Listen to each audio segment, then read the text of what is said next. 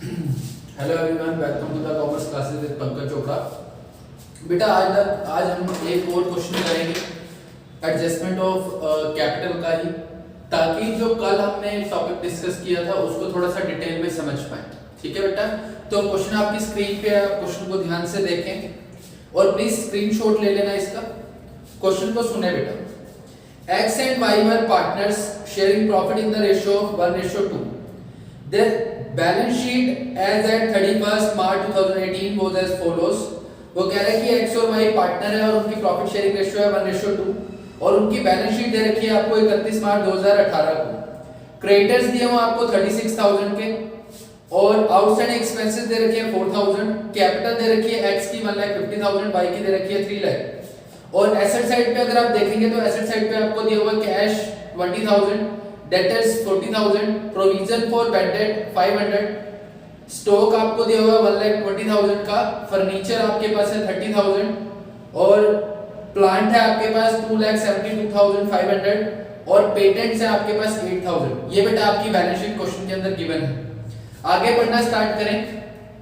They agreed to admit Z for 1/5 share from 1st April 2018 on the following terms। इस date पे उन्होंने decide किया कि हम Z को एडमिट करेंगे 1/5 शेयर के लिए और टर्म्स कुछ ये रहेंगी उस टाइम पे। Goodwill of the firm was valued at ₹60,000। Firm की गुडविल जो होगी वो कितनी होगी? 60,000 होगी। Z to bring in his share of premium for goodwill in cash और Z को अपना जो शेयर है गुडविल का वो कैश में लाना पड़ेगा। प्रोविजन फॉर बैड डेट भी raised bye ₹1,500। Provision for bad debt जो है वो 1,500 रुपए से आपको क्या करना है? बढ़ाना है। Patents are valueless. बेटा वैल्यूलेस का मतलब होता है जीरो, कि पेटेंट सब क्या है? जीरो हो गए वहां पे। स्टॉक भी रिड्यूस्ड बाय 10%। स्टॉक को 10% से आपको रिड्यूस करना है।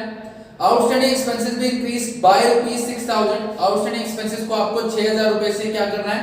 इंक्रीज करना है। ₹2,500 be provided for an unforeseen liability।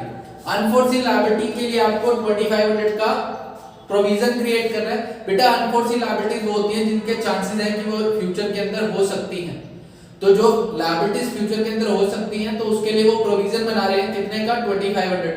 ठीक है बेटा। उसके बाद नेक्स्ट वो क्या बोल रहे हैं, ये लास्ट पॉइंट को बड़े ध्यान से सुनेंगे आप। Z to bring in capital equal to 1/5 of the combined capital of X and Y। वो Z जो है वो X और Y की जो भी combined capital बनेगी, X और Y की जो भी total capital बनेगी उसका 1/3 शेयर, उसका 1/5 शेयर वो लेके आएगा। उसका 1/5 शेयर वो लेके आएगा यहाँ पे कैपिटल के तौर पे। Prepare revaluation account, partners capital account and the opening balance sheet. वो क्या कह रहा है आपको? कहता है कि सर आप मेरे को रिवैल्यूएशन अकाउंट बना के दिखाओ, पार्टनर्स कैपिटल अकाउंट बना के दिखाओ और बैलेंस शीट बना के दिखाओ। बेटा लास्ट क्लास के अंदर हमने डिस्कस किया था यही same topic adjustment of capital, लेकिन वहां पे आपको करवाने जो क्वेश्चन करवाया गया था उसका मेथड थोड़ा सा चेंज था। रीजन क्या था? वहां पे जो नया पार्टनर आ रहा था रोहन, वो प्रोपोर्शनेट कैपिटल ला रहा था, वो फर्म की टोटल कैपिटल की प्रोपोर्शनेट कैपिटल ला रहा था। लेकिन यहाँ पे वो क्या कर रहा है? वो कहता है कि मैं आपकी जो भी कंबाइंड कैपिटल है उसका 1/5 लेके आऊंगा। फर्क है दोनों में। जब वो बोलता है कि प्रोपोर्शनेट कैपिटल लाऊंगा तो उस केस के अंदर आपको फर्म की टोटल कैपिटल निकालनी पड़ेगी, जैसा कि आपको लास्ट क्लास के अंदर करवाया गया है। और अगर क्वेश्चन के अंदर बोलता है कि मैं कंबाइंड कैपिटल लेके आऊंगा, कंबाइंड कैपिटल का कुछ शेयर लेके आऊंगा, तो उस केस के अंदर आपको प्रोपोर्शनेट कैपिटल निकालने की रिक्वायरमेंट नहीं है। और अगर प्रोपोर्शनेट कैपिटल नहीं निकाली तो इसका मतलब फर्म की टोटल कैपिटल निकालने की रिक्वायरमेंट नहीं है हमारे। ठीक है बेटा, क्वेश्चन को हम करना स्टार्ट करते हैं। क्वेश्चन का सॉल्यूशन में बेटा सबसे पहले उसने बोला है कि रिवैल्यूएशन अकाउंट बनाएं, तो मैं यहां पे रिवैल्यूएशन अकाउंट बना रहा हूं। सबसे पहले उसने बोला है रिवैल्यूएशन अकाउंट बनाने के लिए, तो सबसे पहले हम रिवैल्यूएशन अकाउंट को ही प्रिपेयर करेंगे। ये आपका है revaluation account. Particulars rupees, particulars और रुपीस। ये साइड आ गई आपकी डेबिट साइड और ये साइड आ गई आपकी क्रेडिट साइड। ठीक है बेटा, मैं आपको ट्रांजैक्शंस रीड करके बताता हूं, साथ साथ हम डिस्कस भी करेंगे और यहां लिखते जाएंगे। तो बेटा फर्स्ट लिखा हुआ उसने provision for bad dates be raised bye ₹1500, provision for bad debt be raised bye ₹1500। Provision for bad debt जो है उसको 1500 रुपए से आपको बढ़ाना है। प्रोविजन को अगर हम बढ़ाएंगे, प्रोविजन फॉर बैड डेट अगर हम इंक्रीज करते हैं, इसका मतलब हमारे को क्या होता है, लॉस होगा। लॉस होगा तो हम डेबिट साइड पे लिखेंगे, नाम क्या आएगा यहाँ पे, to provision for bad debts, to provision for bad debts. कितने से बढ़ाना है बेटा, 1500 से। वही सेम अमाउंट यहाँ पे आपको लिखना है।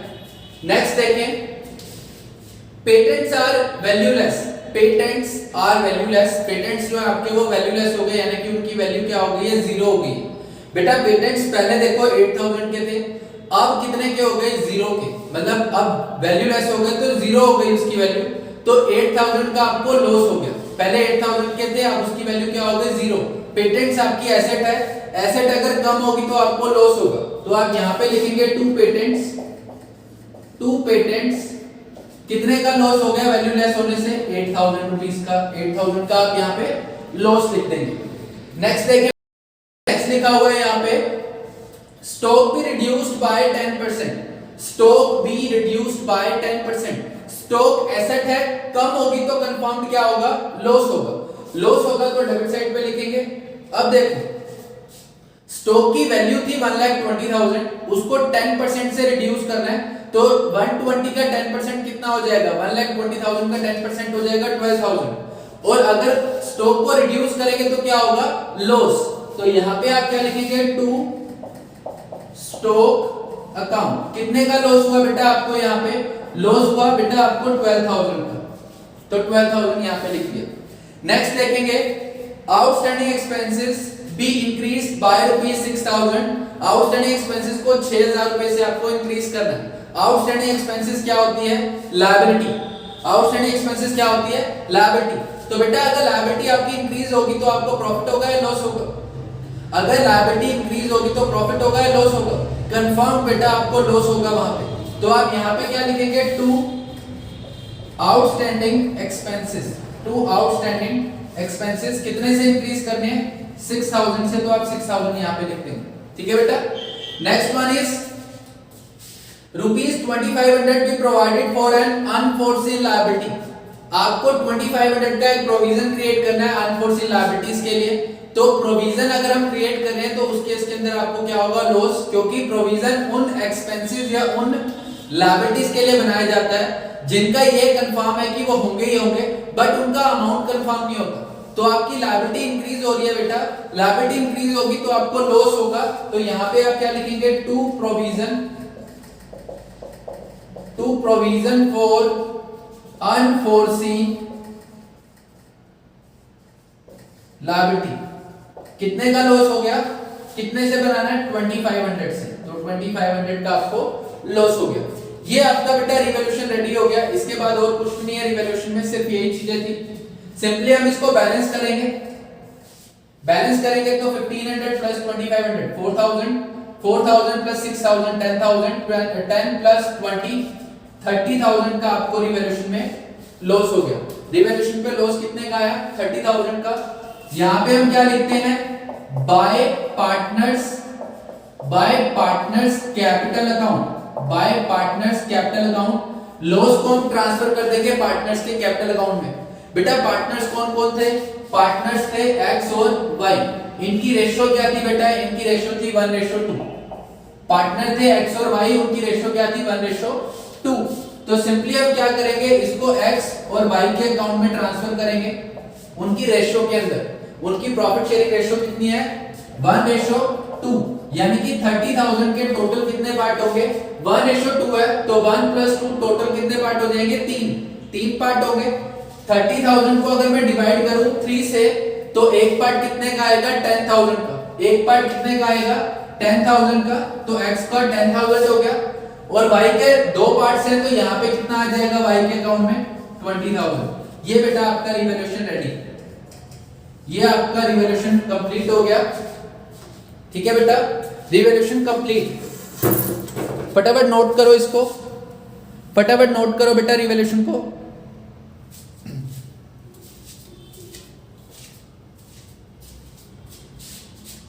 चलो बेटा आगे करें हम। आगे हम पार्टनर्स कैपिटल अकाउंट प्रिपेयर करना स्टार्ट करते हैं।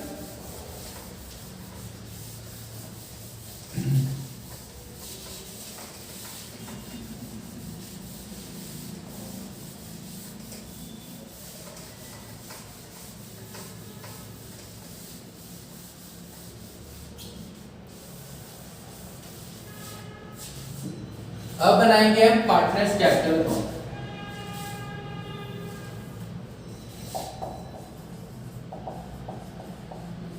पार्टनर्स कैपिटल अकाउंट पर्टिकुलर्स, उसके बाद उनके नेम नोट करेंगे एक्स, वाई और Z. Next particulars X, Y और जेड। बेटा पार्टनर कैपिटल का फॉर्मेट रेडी है। पार्टनर्स कैपिटल अकाउंट का फॉर्मेट रेडी हो गया बेटा।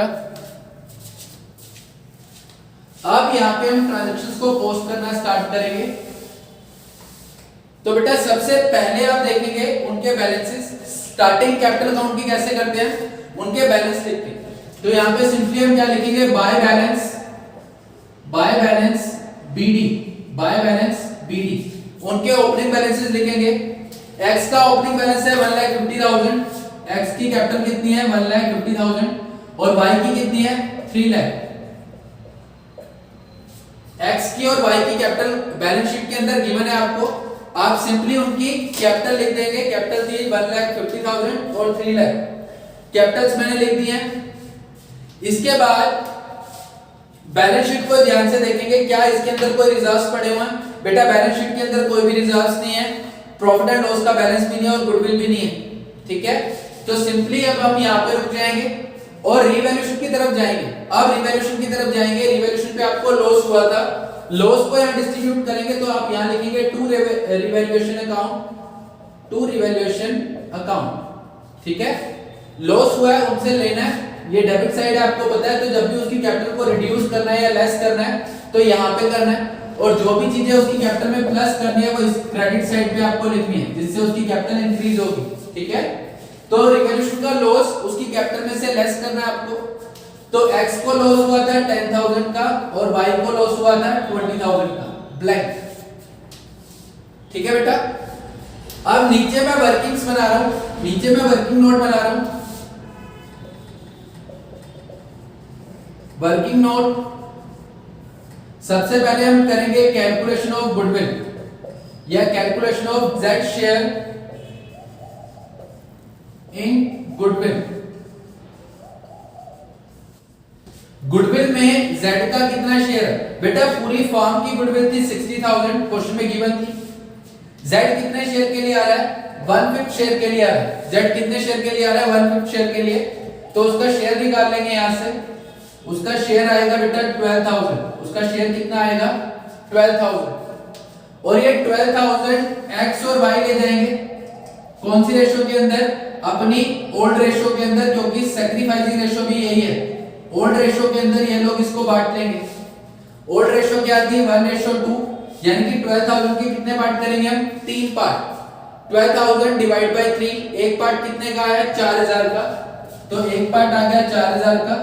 और y के 2 पार्ट हैं तो इसके हो गए 8,000। ठीक है, गुडविल को वो कैश में लेके आ रहा है, गुडविल को वो कैश में लेके आ रहा है, तो इन दोनों की कैपिटल में आपको वो गुडविल प्लस करनी है। तो सिंपली आप यहां क्या लिखेंगे, by premium for goodwill account, by premium for goodwill account कितना आ जाएगा 4,000 और 8,000। क्लियर बेटा, इसके बाद और कुछ भी गिवन नहीं है क्वेश्चन के अंदर, और कुछ भी गिवन नहीं है। सिर्फ जो जो चीजें थी वो आपने पोस्ट कर दी, जो भी चीजें क्वेश्चन के अंदर गिवन थी वो आपने क्या कर दी, पोस्ट कर दी यहाँ पे। ठीक है, अब सिंपली हम क्या करेंगे, इनको बैलेंस करेंगे। अब इनको हम करेंगे balance, to balance carry down, balance कर देते हैं बेटा इनको। इनके अकाउंट्स को अब हम बैलेंस कर देंगे। यहां ब्लैंक 3,08,000, और 1,54,000। सेम यही काम यहाँ पे 154 और 3,08,000 इसका ब्लैंक। बैलेंस कैरी डाउन 154 उसका कैपिटल का बैलेंस आया था जिसमें से 10,000 उससे लेने हैं, लेस करने हैं, तो रिमेनिंग रह जाएगा 144। यहाँ पे भी सेम लेस करेंगे तो ये रह जाएगा 2,88,000 2,88,000 इसका बैलेंस रह जाएगा। क्लियर बेटा? यहाँ पे 144 और 288 यहां तक आप नॉर्मल जैसे क्वेश्चन करते हैं सेम वैसे ही है। अब इसके बाद उसने क्या बोला था, Z ने बोला था Z will bring 1/5 of combined capital of X and Y। Z क्या करेगा, जो भी X और Y की कंबाइंड कैपिटल है, कंबाइंड का मतलब टोटल जो कैपिटल है उन दोनों की, उसका 1/5 शेयर लेके आएगा कैपिटल के लिए। तो उन दोनों की कंबाइंड कैपिटल को टोटल कर लेते हैं, कंबाइंड कैपिटल कैलकुलेट कर लेते हैं। 288 प्लस 144, ये कंबाइंड कैपिटल यहां से कैलकुलेट हो जाएगी, तो ये हो जाएगा 288 प्लस 144 4,32,000 ये उसकी कैपिटल उनकी कंबाइंड कैपिटल आ गई 4,32,000। इसका कितना लेके आने वाला है, वो 1/5 लेके आने वाला है बेटा, इसका 1/5 शेयर लेके आने वाला है। कट करते हैं,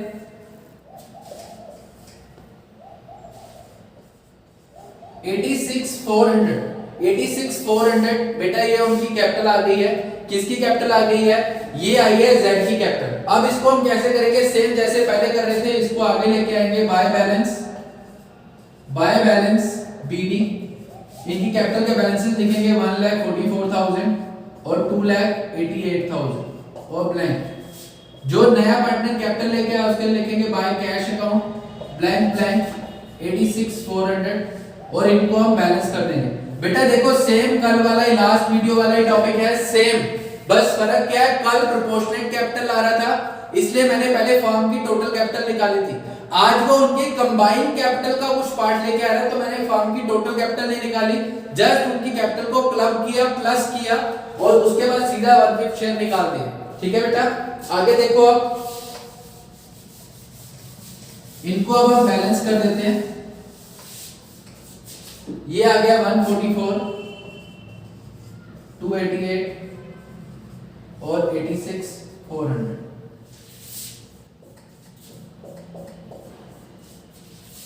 to balance carry down same आ जाएंगे बैलेंसेस 1,44,000, 2,88,000 और 86,400। 144, 288 और 86,400। ये बेटा आपका पार्टनर्स कैपिटल अकाउंट रेडी हो गया। ठीक है, इसके बाद अब हम करेंगे बैलेंस शीट। इसके बाद अब हम बनाएंगे बैलेंस शीट। तो देखो बेटा बैलेंस शीट कैसे बनेगी।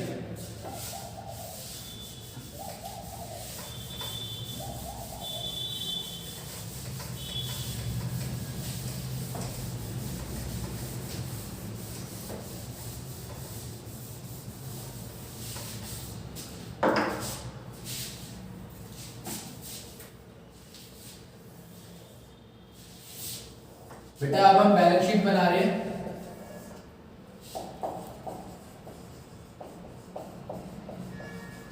Balance sheet liabilities rupees, assets और रुपीस। जैसे आपको बताया गया सेम वैसे ही आप पुरानी बैलेंस शीट को उठाएंगे। पुरानी बैलेंस शीट में देखेंगे क्या क्या लिखा हुआ है। सबसे पहले लिखे हुए हैं क्रेडिटर्स, सबसे पहले लिखे हुए हैं क्रेडिटर्स। क्रेडिटर्स कितने के थे, 36,000 के। क्रेडिटर्स के अंदर बेटा कोई चेंज नहीं आया था, सेम 36,000 लिख देंगे हम यहाँ पे। इसके बाद आउटस्टैंडिंग एक्सपेंसेस बेटा पहले ये थे 4,000 के, पहले कितने के थे 4,000 के, और आपने इनको इंक्रीज किया था कितने से 6,000 से। तो अब हमारे कितने हो जाएंगे outstanding expenses 10,000। Next one is Capitals, लेकिन कैपिटल से पहले आपने एक प्रोविजन बनाया था, प्रोविजन फॉर अनफोर्सीन लायबिलिटी। कितने का बनाया था बेटा ये आपने? 2500 का, वो लिख देंगे। उसके बाद लिखेंगे उनकी कैपिटल्स, उसके बाद लिखेंगे उनकी कैपिटल्स x, y और z की। x की कैपिटल थी 1,44,000 जो आपने अभी बैलेंस कैरी डाउन किया, y की कैपिटल थी 2,88,000 और z की कैपिटल थी 86,400। ये कैपिटल्स लिख दी मैंने, यहाँ पे बैलेंस कर देते हैं। 8 और 6 14 और 4 18, 8 4 12 और 8 20, 21। कुछ गलती हो गई?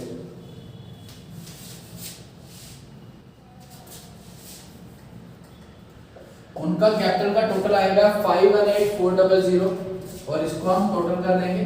एसेट साइड पे आओ, एसेट साइड पे आया कैश। सबसे पहले कैश, कैश को बेटा बताया सबसे पहले बैलेंस लिखेंगे। कैश का बैलेंस था ऑलरेडी 20,000, प्लस कर देंगे इसके अंदर जो वो गुडविल लेके आया, गुडविल लेके आया था वो 12,000, प्लस कर देंगे जो वो कैपिटल लेके आया वो। कैश को कैलकुलेट कैसे करना है बेटा? पहले जो बैलेंस ऑलरेडी बैलेंस शीट में दे रखा है पहले वो देखना है। बैलेंस शीट में आपको बैलेंस दिया हुआ था 20,000, फिर गुडविल के लिए वो लेके आया था 12,000, वो आपने प्लस कर दिया, और उसके बाद 86,400 वो कैपिटल के लिए लेके आया था, वो भी आपने क्या कर दिया? प्लस कर दिया यहाँ। ठीक है बेटा, तो ये टोटल हो जाएगा 32 प्लस 86 8 118,400। ये उसका कैश का बैलेंस आ गया।